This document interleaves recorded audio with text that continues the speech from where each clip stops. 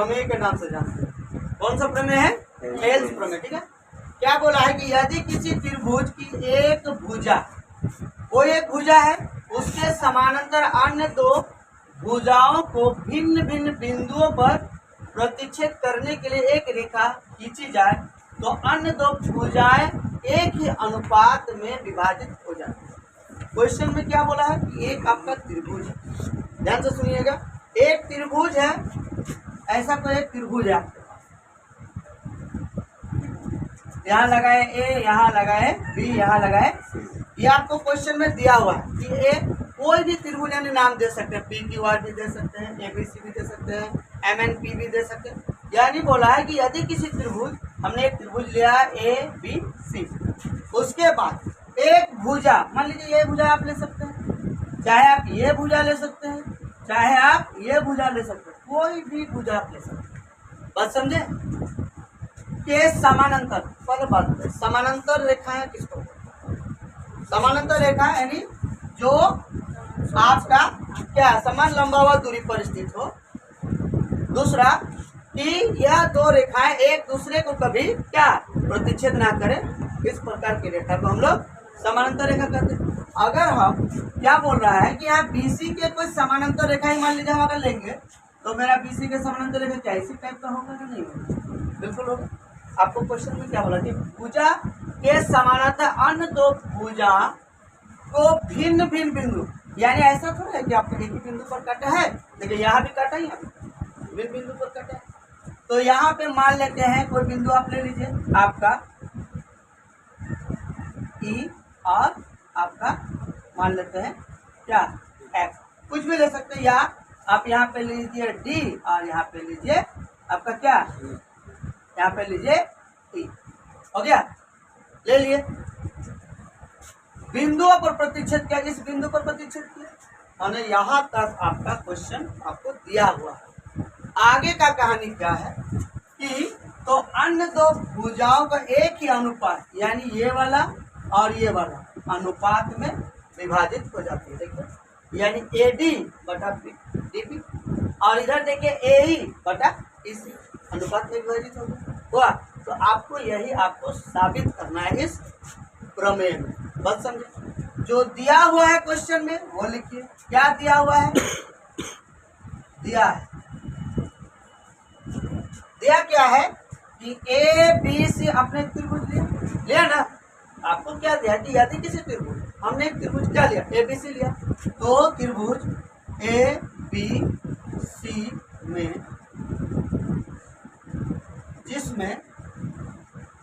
जिसमें क्या बोला है कि एक भुजा क्या लिए है, बी सी। ठीक है, उसके समानांतर कौन सा, उसके समानांतर क्या लिए है, डी ई। ये आपको दिया हुआ है क्वेश्चन। ठीक है, सिद्ध क्या करना है, सिद्ध करना है, क्या सिद्ध करना है कि अन्य दो भुजाओं एक ही अनुपात में विभाजित हो। अन्य दो भुजा ए बी बटे में डी बी हो गया, बराबर ए ई बटे में क्या, इस, यही साबित कर। अब इस त्रिभुज को अगर हम साबित करेंगे तो मान लीजिए क्या त्रिभुज में काटा गया, यहाँ पे देखिए ए डी ई, दूसरा आपका है ए बी है। अच्छा, यहाँ पे कुछ रचना कीजिए, यानी आप रचना कीजिए बी को ई से मिला है, और जब मिला है तो यहाँ से हम एक लंब खींचते हैं। लंब यहाँ पे कितना डिग्री का कोण बनेगा, 90 डिग्री का। कितना डिग्री का, 90 डिग्री का। तो हमने यहाँ पे एक बिंदु एम दिया। ठीक है, ठीक उसी तरह हम डीसी को मिलाएं। ठीक है, डीसी को जब मिलाए तो यहाँ से भी कोई एक लंब खींचा, यानी डी को क्या बनता है, हमने एक लंब खींचा। तो लंब जो बना वो किस पर बना, एसी पर बना, और इधर जो लंब बना किस पर बना, ए बी पर बना। ठीक है, तो देखिए जब कोई त्रिभुज में लंब खींचा जाता है तो क्या वो 90 डिग्री का बनेगा, और 90 डिग्री का बनेगा तो त्रिभुज का क्षेत्रफल बराबर क्या होता है फॉर्मूला, 1/2 आधार गुना ऊंचाई, यानी वही फॉर्मूला हम लोग यूज करेंगे तो ये आपका साबित हो जाएगा। जैसे देखिए ये वाला त्रिभुज में हमने लंब क्या लिया, एम लिया, यानी बिंदु क्या दिया एम, उसके बाद यहाँ पे एम दिए तो यहाँ पे कुछ बिंदु लगा दीजिए एम। तो आप रचना क्या किए, रचना जो किए हैं वही लिखा, रचना किए हैं कि डी को किससे मिला है, सी से, तथा बी को किससे मिला है, बी को इस, तथा बी को ई से मिला है, मिला है या नहीं मिला।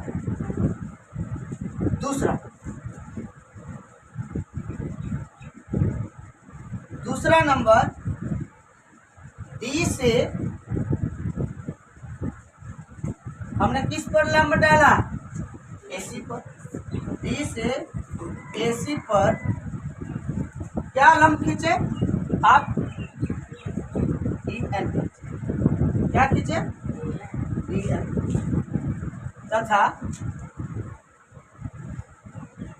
तथा आपका ई से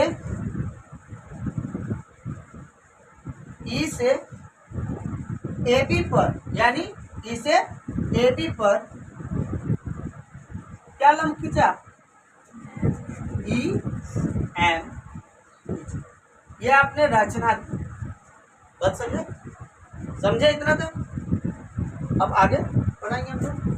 अब आगे हमको उपपत्ति में आपको दिखाना है कि ये बटा ये और ये बटा ये, यानी प्रूफ करके आपको दिखाना पड़ेगा, ठीक है। तो पहला त्रिभुज अगर हम लोग त्रिभुज ए डी ई, चलिए ए डी ई, ठीक है। अब आपने डी को केंद्र मानकर या ई को केंद्र मानकर आपने क्या करना, एक लंब करना है ना, उस पर बिंदु क्या है एम। बताइए यहाँ पे 90 डिग्री हो रहा है या नहीं हो रहा है, तो त्रिभुज ए ई डी का क्षेत्र, त्रिभुज ए ई डी का क्षेत्र बराबर फॉर्मूला क्या होता है, 1/2 आधार गुना में क्या ऊंचाई, यही होता है फॉर्मूला। अब बताइए यहाँ पे 1/2 आधार, आधार आपका किस पर लिए हैं, आप जो लंब खींचे हैं वो आधार का आपका एडी हुआ है, तो आधार हो गया एडी और ऊंचाई क्या, ऊंचाई हो गया ये, समझे बात। इस त्रिभुज को अगर हम थोड़ा सा सीधा कर देते हैं, देखिए यहाँ पे हमने डी लिया, यहाँ पे हमने ई लिया, ठीक है, और यहाँ पे हमने ए लिया और यहाँ पे हमने क्या डी लिया, यहाँ पे क्या बताइए। इस पर आधा जो लंब यानी 90 डिग्री जो बना लंब जो हम खींचे किस पर खींचे, एडी पर खींचे, एडी मेरा क्या आधा हुआ ना, नहीं हुआ। यहाँ पे त्रिभुज टेढ़ा है इसलिए यहाँ समझ में लग रहा है कि आधार आपका क्या होना चाहिए, डीई होना चाहिए, यही ना, लेकिन क्या डीई आपका आधार हो रहा है, क्या बन रहा आधार आपका एडी पर, और ऊंचाई क्या समझ में आया।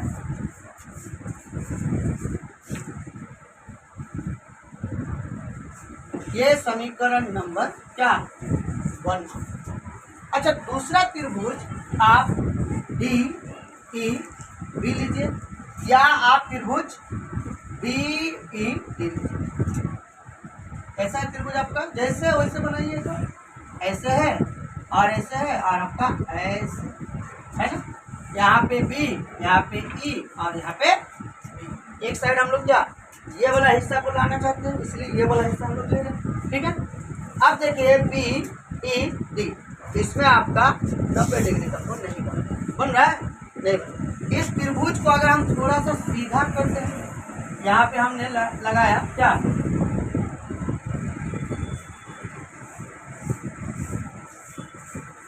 हो गया। अगर हम थोड़ा सा इसको इधर खींचेंगे तो मेरा लंब बनेगा, या अगर हम बाहर खींचे, देखिए यहाँ पे मेरा लंब बन रहा है या नहीं बन रहा है, तो इसका भी आपका ऊंचाई क्या हो जाएगा, क्या बनेगा, आपका ऊंचाई EM बनेगा। और किस पर, यानी BD पर। इसको अगर हम थोड़ा सा टेढ़ा कर सीधा कर देंगे ये वाला त्रिभुज को BDE, तो आपको 90 डिग्री का कोण बनाने के लिए बाहर में आप क्या एक रेखा खींच सकते हैं ना, इसके लिए लंब के लिए। बस समझे? तब तो मेरा 90 डिग्री बन जाएगा। तो 90 डिग्री बन जाएगा तो किस आपका समकोण त्रिभुज लग जाएगा 1/2 आधार गुणा ऊंचाई। तो जो लंब बन रहा है वो किस पर बन रहा है। तो दूसरा अगर हम लेते हैं त्रिभुज BED का क्या क्षेत्रफल, तो इसका भी फॉर्मूला वही होगा 1/2 आधार गुना में क्या ऊंचाई। 1/2 आधार आपका क्या बना, BD बना, गुना में ऊंचाई आपका क्या बना, EM ही बना। ये हो गया आपका समीकरण नंबर। ठीक है। अब देखिए यहाँ पे हमको साबित करना क्या था कि AD/DB साबित करना था। देखिए यहाँ भी आपका AD आया, यहाँ भी आया आपका BD या DB ही लिखे, कोई दिक्कत नहीं है। बस समझे? अगर हम इन दो समीकरण को अगर भाग देंगे तो मेरा AD/DB प्राप्त हो जाएगा। होगा या नहीं होगा? तो लिखिए समीकरण 1/2 करने पर हो गया। समीकरण 1 में क्या है, त्रिभुज AED का क्षेत्रफल बटे त्रिभुज किसका, BED का क्षेत्रफल। हो गया, यानी इधर वाला इधर और बराबर के वाला इधर। एक में क्या है 1/2 क्या है AD गुना में क्या किया हुआ बटा 2 में क्या है 1/2 गुना DB गुना में क्या किया है। बताइए क्या कटेगा, ये वाला हिस्सा और ये वाला हिस्सा कटेगा, ये वाला हिस्सा और ये वाला हिस्सा यानी EM और EM कटेगा। बचा आपके पास क्या, बचा AD और बचा DB। देखिए एक तरफ आपका साबित हो गया हुआ। अब उसी तरह अगर हम देखिए ये वाला त्रिभुज में ये अगर लंब लेते हैं यानी N, तो मेरा ये बटा ये और ये बटा भी आ जाएगा। सेम कंडीशन देखिए, इसमें अगर ये आया तो इसमें भी क्या आएगा AE/EC आएगा। तो एक त्रिभुज ADE या AED लेंगे तो मेरा क्या बन रहा है, आपका लंब क्या बन रहा है, AE बन रहा है, सॉरी लंब क्या बन रहा है, DN बन रहा है। किस पर, AE ना, जिस तरह से यहाँ बना था ना, AD आधार था, EM क्या लंब खींचे थे ना, ठीक उसी तरह यही वाला अगर त्रिभुज हम लेंगे इस साइड तो देखिए DN क्या लंब किस पर हो रहा है ना। तो आधार मेरा क्या हो जाएगा, AE हो जाएगा। आधार मेरा क्या हो जाएगा, AE। तो यहाँ पे तो जगह नहीं। त्रिभुज ADE का क्षेत्रफल, त्रिभुज AED का क्षेत्रफल। हम लोग अब तक इससे पहले क्या किए थे, इस पर लंब लिए थे, AD का आधार था और लंब था मेरा EM। अगर हम इस साइड लेंगे तो मेरा आधार क्या बनेगा, AE बनेगा। क्या बनेगा, AE। तो डायरेक्ट लिख सकते हैं 1/2 AE। ऊंचाई मेरा क्या बनेगा, ऊंचाई DN बनेगा। उसके बाद पहला बार हम लोग त्रिभुज लिए थे BED, क्या लिए थे, BED। अब हम लोग क्या ले सकते हैं, CDE ले सकते हैं, ये वाला हिस्सा ले सकते हैं ना। बताइए पहला बार हम लोग ये वाला हिस्सा लिए थे, ये वाला हिस्सा लिए थे। अब हम लोग क्या कौन वाला हिस्सा लेंगे, ये वाला हिस्सा बच रहा है मेरा, ये वाला ले सकते हैं। तो त्रिभुज CDE का बराबर में क्या होगा 1/2 आधार आपका क्या बन रहा है ये बन रहा था, क्या बन रहा है, EC। और देखिए आपका ऊंचाई यही बनेगा ना नहीं बनेगा, बिल्कुल बनेगा। अगर यहाँ पे EM बना था तो ऊंचाई भी क्या बन रही है, यही बन रहा है। क्योंकि इस त्रिभुज को हम 90 डिग्री करने के लिए बाहर से हम एक लंब डाल सकते हैं, डाल सकते ना, तब ना मेरा समकोण त्रिभुज आएगा। तो यहाँ भी क्या बनेगा आपका, EN। बताइए अब इसको बटा इसको कर देंगे। समीकरण नंबर ये हो गया आपका 3 और ये हो गया समीकरण नंबर 4। बात समझे। अब समीकरण 3/4 करने पर हो गया। समीकरण 3 में क्या आया है, त्रिभुज AED का क्षेत्रफल बटे में त्रिभुज CDE का क्षेत्रफल बराबर में 1/2 AE गुना DN बटे में 1/2 EC गुना में DN और DN कटेगा, 1/2 और 1/2 कटेगा, तो बचा आपके पास क्या, बचा आपके पास AE बटे में EC। किसका क्षेत्रफल आया, AED का बटे में CDE का क्षेत्रफल। अब एक चीज ध्यान से, पहला वाला में त्रिभुज AED का ऊपर वाला क्षेत्रफल था, नीचे था आपका क्या, BDE का क्षेत्रफल। AED तो मिल रहा है लेकिन नीचे वाला हिस्सा आपका नहीं मिल रहा है। वहां था BDE का क्षेत्रफल और यहाँ है CDE का क्षेत्रफल। अब आपका यही पे झोलझाल है या नहीं है।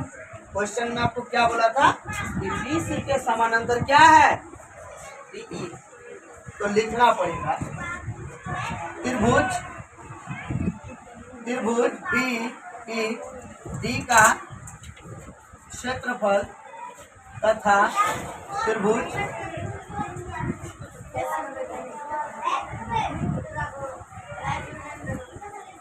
AE बटा EC तथा त्रिभुज CDE का क्षेत्रफल क्या आपका समान होगा। क्यों होगा, क्योंकि